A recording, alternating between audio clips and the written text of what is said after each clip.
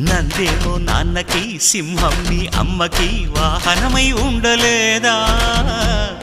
ఎలకేమో తమరికి నెమలేమో తంబికి రథమల్లే మారలేదా పలుజాతుల భిన్నత్వం కనిపిస్తున్నా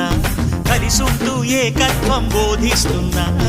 ఎందుకు మాకి హింసావాదం ఎదిగేటందుకు అది ఆటంకం నేపరం మాకు సోదర భావం మార్పులు మాలో కలిగేలా ఇవ్వు భరోసా